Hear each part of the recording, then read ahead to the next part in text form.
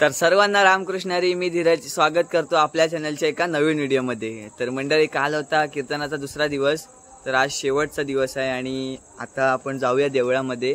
आज श्रीकृष्णांचा जन्म आहे, तर आज 12 वाजता 12:40 दरम्यान जन्म होईल. तर तुम्हाला मी आजचा व्हिडिओ पूर्ण दाखवेन, तर शेवटपर्यंत व्हिडिओमध्ये राहा. तर आता आपण देवळात जातो आणि देवळात गेल्यावर सुरुवातीला आज भजन बसेल. म्हणजे पहिला दिवस आणि दुसरा दिवस भजन होत नाही आणि आजचा शेवटचा दिवस आहे, म्हणजे तिसरा दिवस आहे. तर आज भजन होईल आणि तर भजनानंतर बाकीचे सगळे म्हणजे कीर्तन म्हणा किंवा श्रीकृष्णाचा जन्म हे सर्व सुरू होईल. तर दाखवतो व्हिडिओतून, शेवटपर्यंत राहा. चला. तर मंडळी, आता आपण आलो आहे, भजन पण बसलो आहे. बाजूला आहे साहिल आहे आणि राज पण, आणि इकडे कृष्णाक आहेत. जाऊया आता देवळात आपण आणि डायरेक्ट दर्शन घेऊन डायरेक्ट भजनालाच बसेल.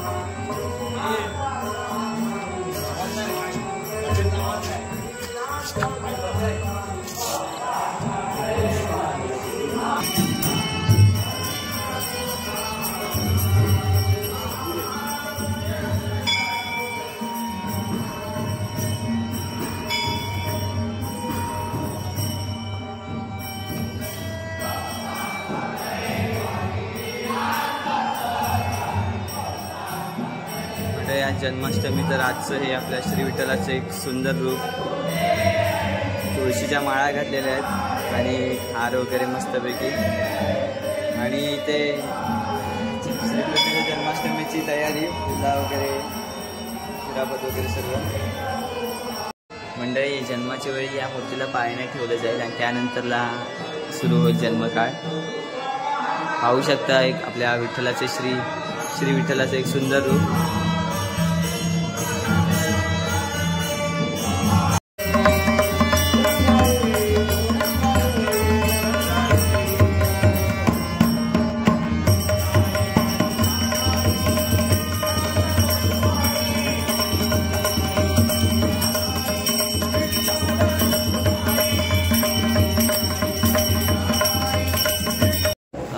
मंडळी, आताच भजन वगैरे आटपलंय. आता तुम्हाला पाळणा दाखवतो श्रीकृष्णाचा आणि त्यानंतरला कीर्तनाला वगैरे सुरुवात होईल. तर चला. बघा, हा पाळणा आहे.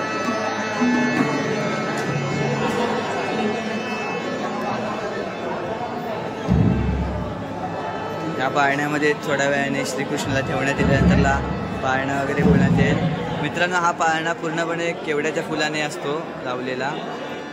बघा, बघू शकता तुम्ही. लाईट वगैरे थोड्या वेळाने पेटवतील तेव्हा मस्त वाटेल एकदम पाळणा.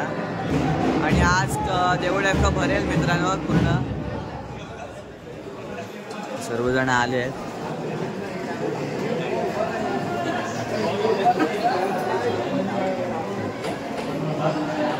आता आरतीला सुरुवात होईल. आरती चालू होईल, आता दाखवतो तुम्हाला.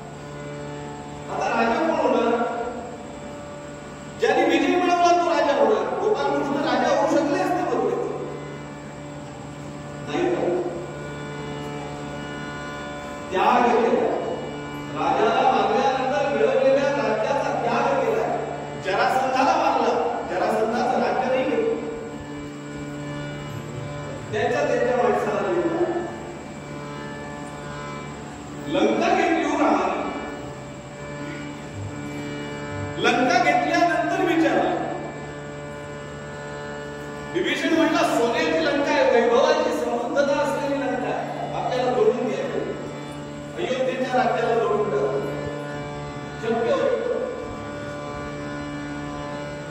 फार सुंदर उत्तर रामाने दिल्यावर अपि स्वर्णमयी लंका, अपि स्वर्णमयी लंका नमे लक्ष्मण लोचने जननी जन्मभूमी स्वर्गात अतिगरीयसी.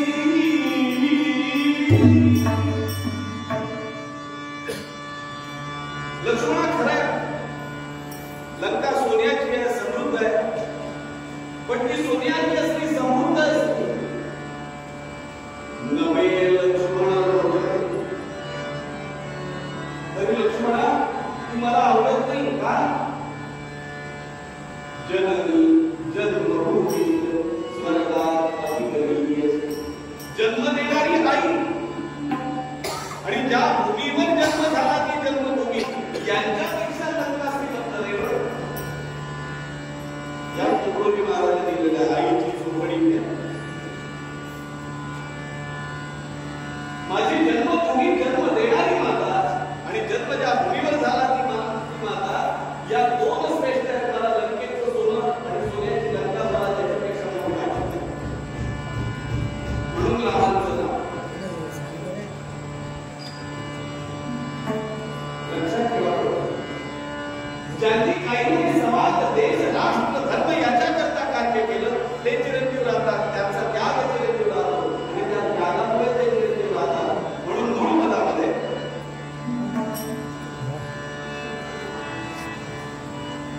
तुकडोजी महाराजांनी सांगितलं जगामध्ये सर्वत्र भय आहे,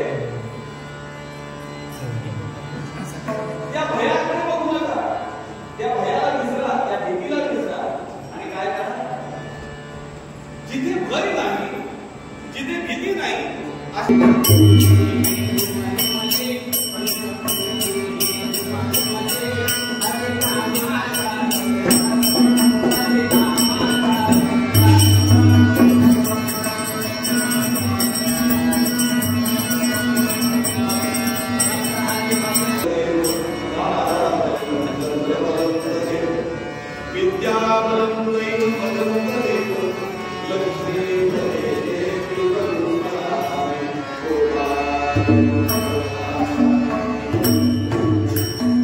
आनंद सोहळा असलेला तो विवाह सोहळा प्रत्यक्ष राजाच्या पेढीचं लग्न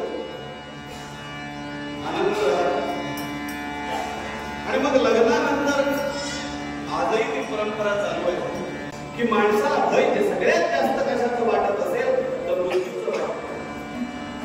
या दाम्पत्याच्या पोटी जन्माला येणारा 8वा मुलगा काळ असेल हे ऐकल्यानंतर कंस घाबरला आणि घाबरलेल्या कंसाने अत्याचाराला सुरुवात केली. परिणाम जनता त्रस्त. अशा अवस्थेमध्ये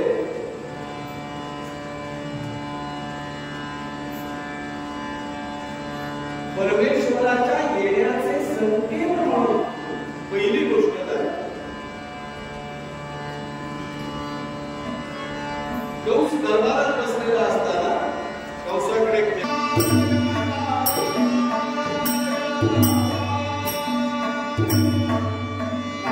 स्वागत झालं, वाद्यपूजा झाली आणि नारदाने क्षेमकुशल विचारलं. सर्व वृत्तांत कळला. नारद म्हणाले कंसा आता काय करशील?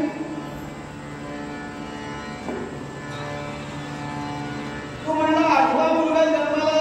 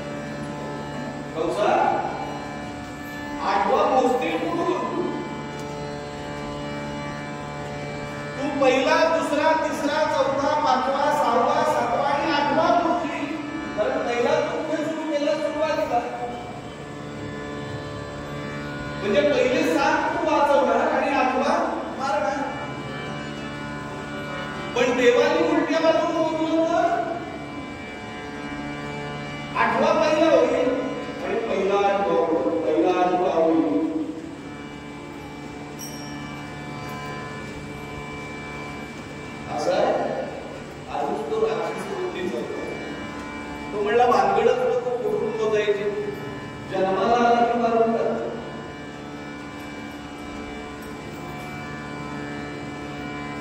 अशी बाळ मारण्याचा सपाटा चालू ठेवला. पृथ्वीवर अत्याचार सुरू आहे, आतंक सुरू आहे. मित्रांनो, ही मंदिर आपल्याला सांभाळावी लागते. मोठ्या डोळ्यांनी आपल्याला राखण करावे लागते. आज दुर्गाची संपूर्ण विश्वामध्ये साजरी केली जाते, नुसत्या भारतात. पण जेव्हा गोकुळाष्टमीचा तुम्ही कृष्णजन्म साजरा करण्याकरता मंदिरामध्ये येत होतात ना, त्याच वेळी बांगलादेशानंतर गोपालकृष्णाचं मंदिर लोक सगळं फोडून टाकलं. हे या दोषाचे बाकी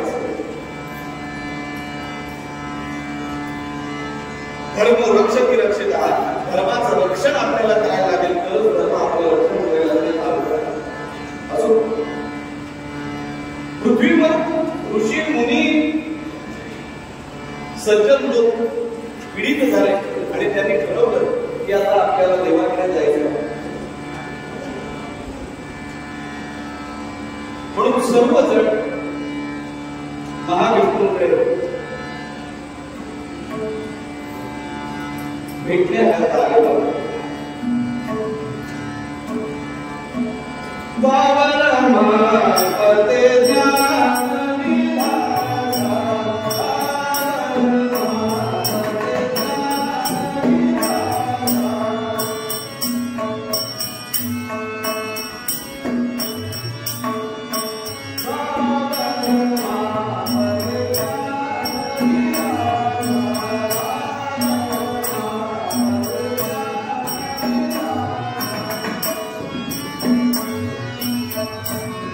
जन्माला आलेली माया बालिका धार्मिक व्यवसायापर्यंत केली की सातवं म्हणून जन्माला आलं.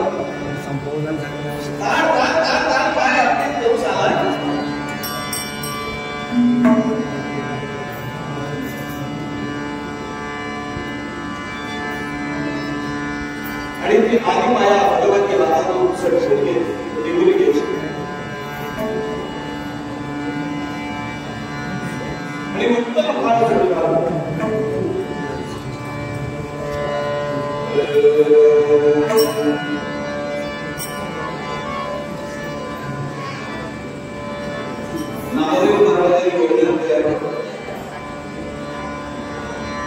सर्वत्र काळोखाचं साम्राज्य आहे. सर्वत्र काळोखाचे काळ्या रंगाचं प्रेम.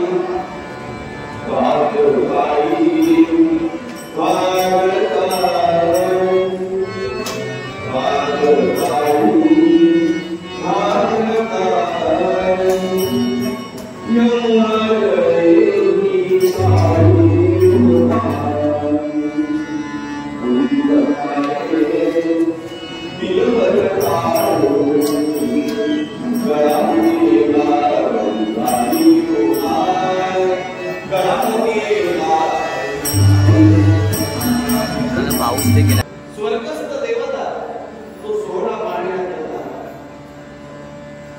तयारी करत होत्या. आणि देवळ्यामध्ये श्रीकृष्ण गोविंद हरे मुरारे हे नाथ नारायण वासुदेव प्रद्युम्न दामोदर विश्वनाथ मुकुंद विष्णू भगवंत कृष्णाय वासुदेवाय हरये परमात्मने प्रणतक्लेशनाशाय गोविंदाय प्रत्यक्ष भगवंत देवकी मातेच्या समोर उभे राहिले. त्या पूर्ण परात्पर पुरुषाला नमस्कार केला आणि त्यांनी सांगितलं, भगवती माऊली, माते तुझ्या पोटी जन्माला येणार आहे. घाबरू नको. मी जन्माला येणार आहे तो मीच आहे. सर्वसाक्षी जगत आहे. याची ओळख पटण्याकरता मी पहिल्यांदा तुझ्या समोर.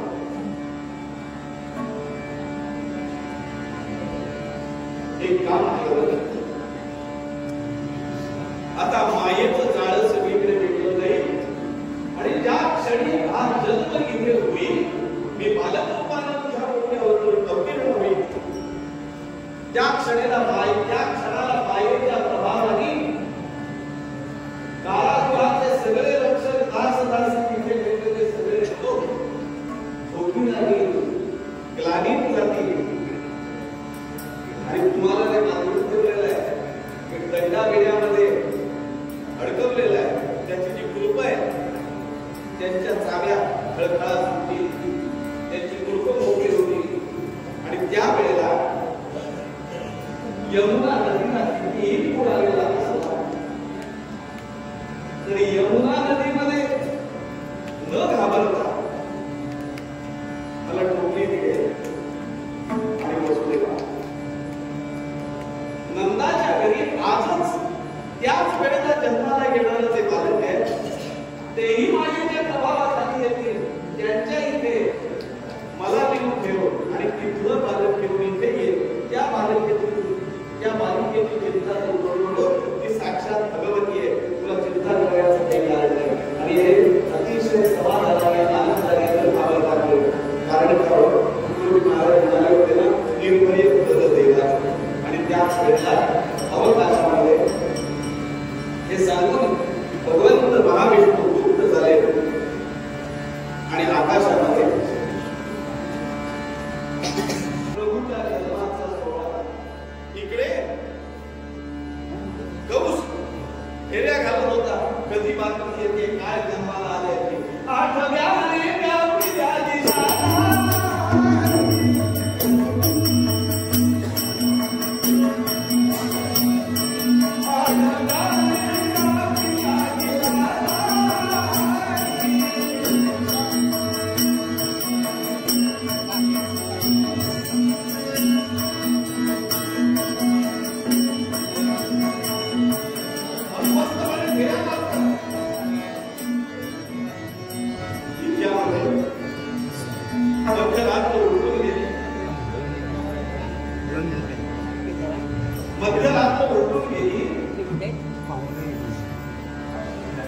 स्वर्गस्थ देवता विमानांमधून हा प्रभूच्या जन्माचा सोहळा पाहण्याकरता तयार आहे.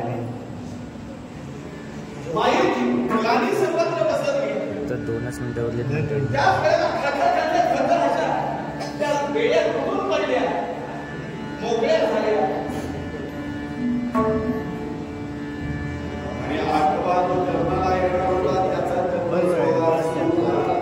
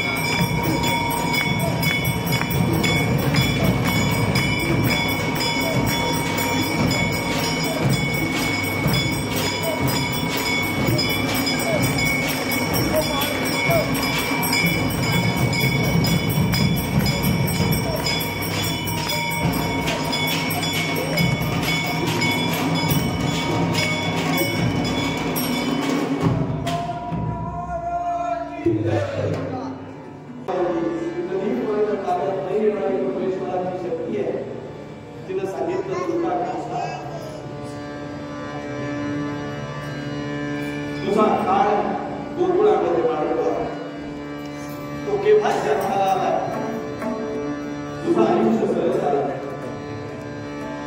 अत्यंत उद्वेगाने तुमच निघून आला.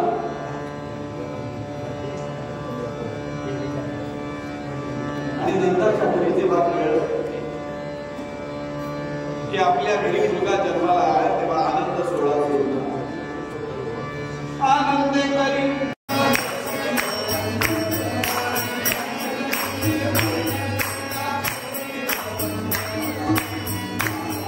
बघा सुंदरसा पाळणा काय भारी वाटतोय.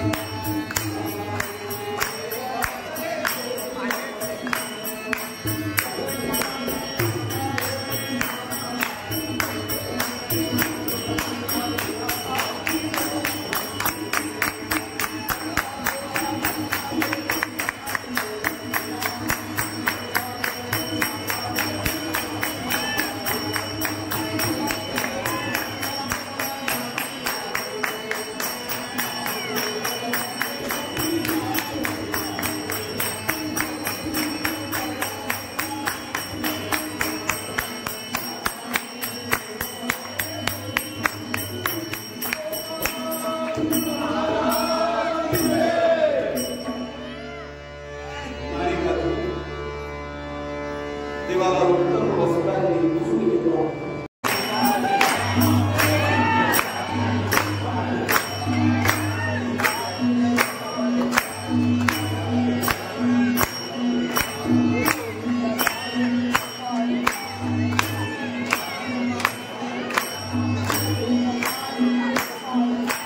गोविंद घ्या कोणी गोपाळ घ्या, गणेवरी घ्या कोणी कांद्यावरी घ्या.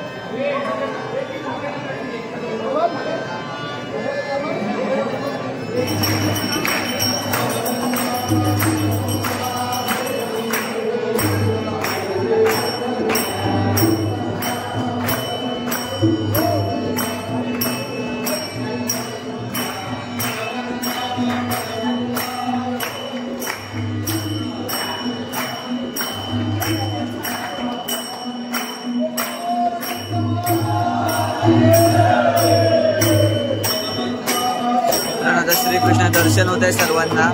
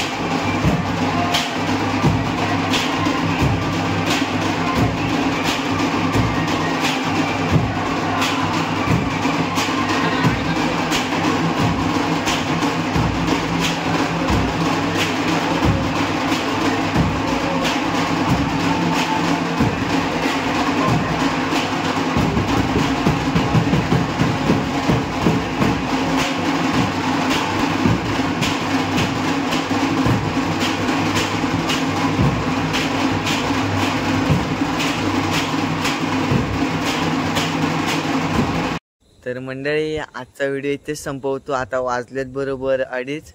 आजचा व्हिडिओ तुम्हाला कसा वाटला हे कमेंटमध्ये नक्की कळवा आणि आपल्या आवडत्या चॅनलला लाईक करा, शेअर करा आणि सबस्क्राईब करायला विसरू नका. आणि हो, उद्याचा अजून एक व्हिडिओ येणार आहे, त्यामध्ये उद्याचं एक शेवटचं कीर्तन आणि खेळ वगैरे दाखवेन. तर तो उरलेला भाग उद्याच्या व्हिडिओमध्ये